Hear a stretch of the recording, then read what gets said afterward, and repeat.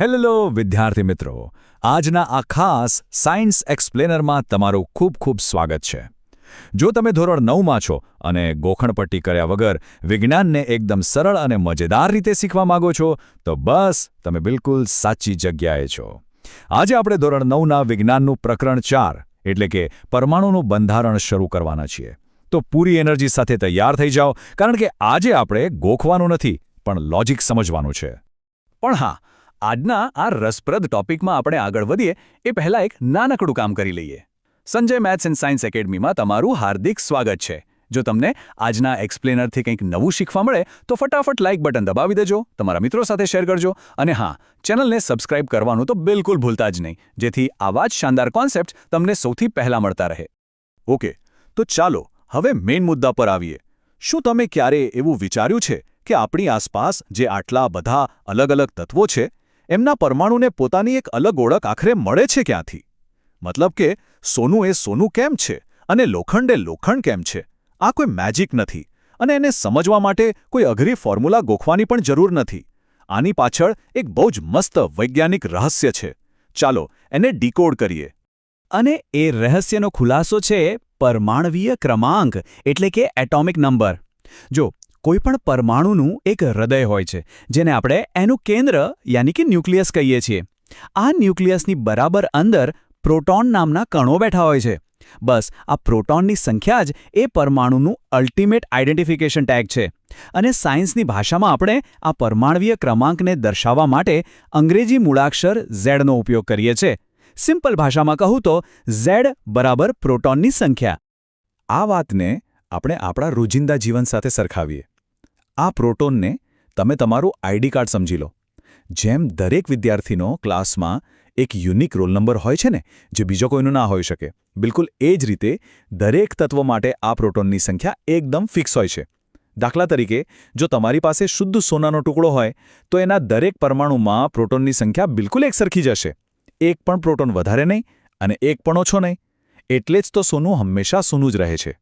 હજુ પણ જો થોડો ઘણો ડાઉટ હોય તો ચાલો એક ફેક્ટરીના ઉદાહરણથી આને એકદમ ક્લિયર કરી દઈએ. ધારી લો કે એક ફેક્ટરીમાં સ્પેરપાર્ટ્સ ભેગા કરીને કોઈ પ્રોડક્ટ બનાવાય છે. જો પ્રોડક્ટમાં ખાલી એક જ સ્પેરપાર્ટ નાખવામાં આવે તો પ્રોડક્ટ એ બને છે. પણ જો એમાં 6 સ્પેરપાર્ટ નાખવામાં આવે તો એ કોઈ અલગ જ પ્રોડક્ટ એટલે કે પ્રોડક્ટ બી બની જાય છે. બસ આપણા પરમાણુના કેન્દ્રમાં રહેલા પ્રોટોન આ ફેક્ટરીના સ્પેરપાર્ટ જેવા જ છે. કેન્દ્રમાં કેટલા પ્રોટોન છે એ જ નક્કી કરશે કે તમારો પરમાણુ કયા તત્વનો બનશે. ચાલો હવે આપણે સીધા જ બે તત્વોની સરખામણી કરીને જોઈએ કે આ નિયમ વાસ્તવમાં કેવી રીતે કામ કરે છે. હાઇડ્રોજન અને કાર્બનને લઈએ.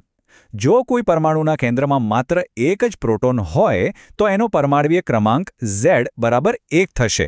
અને આ વાત મગજમાં ફિટ કરી લેજો કે જો Z બરાબર 1 છે તો એ પરમાણુ દુનિયાના કોઈ પણ ખૂણે હંમેશા હાઇડ્રોજન જ કહેવાશે.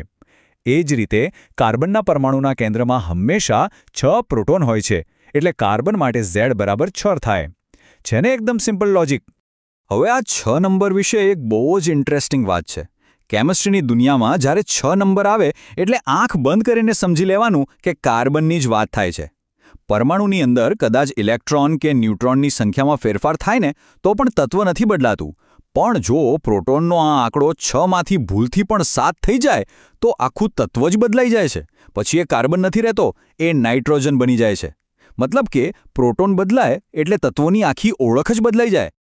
તો આ આખા સેશનનો સૌથી અગત્યનો મુદ્દો એ છે જે તમારે ગોલ્ડન રૂલ તરીકે મગજમાં છાપી લેવાનો છે, અને એ છે Z બરાબર પ્રોટોન. કોઈ પણ તત્વનો પરમાણવીય ક્રમાંક એટલે એના કેન્દ્રમાં રહેલા પ્રોટોનની સંખ્યા. That's it. બસ આટલું જ યાદ રાખવાનું છે. જ્યારે પણ કોઈ તમને પરમાણવીય ક્રમાંક વિશે પૂછે ત્યારે તમારા મગજમાં તરત જ બલ્બ ઝબકવો જોઈએ કે ઓહ, આ તો કેન્દ્રમાં રહેલા પ્રોટોનની વાત થઈ રહી છે. તો વિદ્યાર્થી મિત્રો, શું હવે આ પરમાણવીય ક્રમાંકનો આખો કોન્સેપ્ટ તમારા મગજમાં એકદમ ક્રિસ્ટલ ક્લિયર થઈ ગયો છે ને? મને પાક્કી ખાતરી છે કે હવે તમે આ ક્યારેય નહીં ભૂલો.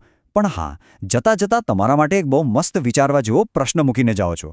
આપણે એ તો જોયું કે પ્રોટોન બદલાય તો તત્વ બદલાઈ જાય.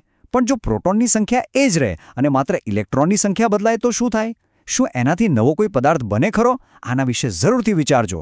અને હા, જો આજના આ એક્સપ્લેનરથી તમારી સમજણ એકદમ પાક્કી થઈ ગઈ હોય તો અત્યારે જ સંજય મેથ્સ એન્ડ સાયન્સ એકેડેમીના આ સેશનને લાઇક કરો, તમારા બધા જ ગ્રુપ્સમાં શેર કરો અને સબસ્ક્રાઇબ બટન ચોક્કસથી દબાવી દેજો. આવા જ મજેદાર સાયન્સના નવા ટોપિક સાથે બહુ જ જલ્દી ફરીથી મળીશું. ત્યાં સુધી જોતા રહો અને નવું નવું શીખતા રહો.